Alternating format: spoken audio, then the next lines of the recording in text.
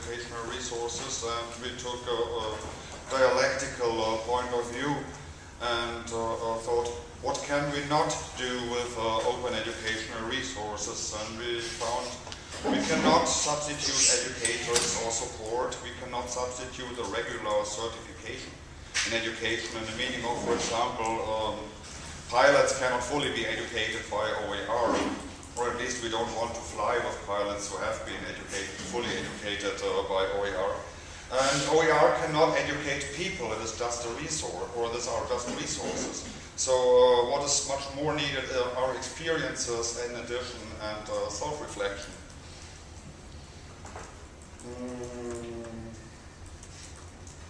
So we found out that we should much more focus on openness than on resources, and thought about a definition of openness. This was a wide discussion.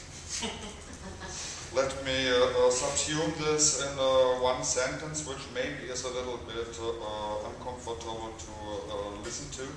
Openness is a concept of sharing and describes the access to resources, experiences, knowledge, and scenarios, but includes possible restrictions on the usage of whatever is declared being open. Can we just add there, I put into the cloudscape a cloud on what is the nature of openness, so if you put it in there, that'd be great. Thing anyway. So then we thought about the benefit of OER, so what benefit can OER bring? And we had one very nice thought in this. And I guess we all agreed to that OER can create new networks of people through the resource. In the meaning that when someone puts a resource online, one of the things, if you agree or not agree, you may contact the person and come together with the person. And in this way, new networks can start existing. So finally, the biggest benefit of the OERs are not the artifacts themselves, but networking which is related to the artifacts. So OER can be seen as a motivator to build up human relationships.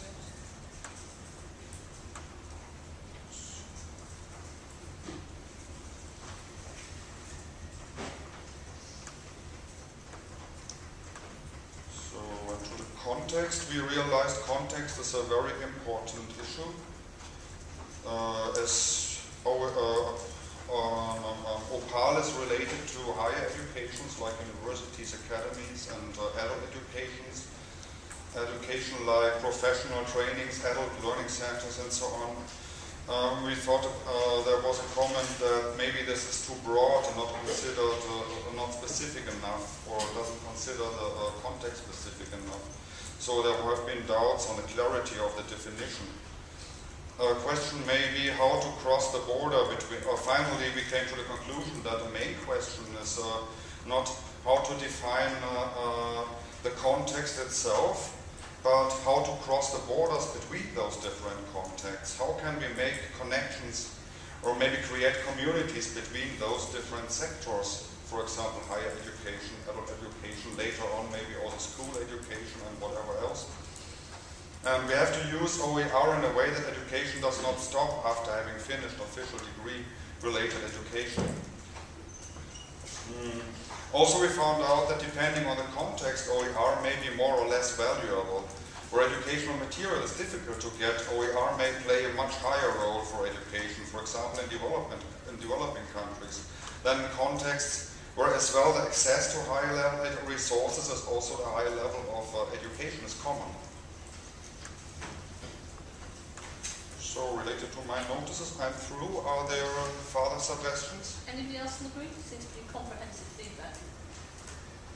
I think that one of the general feelings which I captured from this discussion is actually that the group found if we restrict the question to resources, then the question, is it offering more opportunities, is limited in answers. Let's say, in new opportunities. But we had a difficult time to restrict it to resources. We were always talking about, practice practices and open educational concepts and the whole context around it.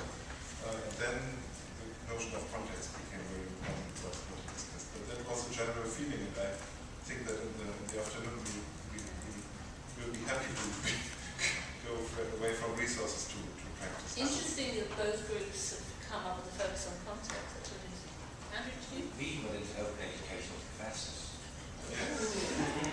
No, seriously. If you take the argument to the extreme, it's access to that expertise. The access to that level of expertise is the most important. Okay. I argue it wasn't scalable, but my colleagues over there assume it is. Yeah, it was really the idea of the free university brought up by Tim was to say everything else can maybe be paid for, but what should be free is the access to the professors as the resource of making experiences in this fireplace experience which we think about. But the irony is that actually you pay for the content and not for the professors. So it's nice. So And the accreditation. Yes. You don't. But the question is why you need the accreditation. Yeah, we spoke about that. The accreditation is separate. But why do you actually need accreditation? So part of the answer is the pilot, because you don't want to fly with unaccredited pilots. But if it's actually learning for the sake of learning, you don't need accreditation. And you need accreditation so that the employers who will employ you have some kind of need. So it's also in circulation of capital. So it's a human condition to like practice. We're all learning. and that's not why I'm going here. Yeah. Because I like this. Present company in general.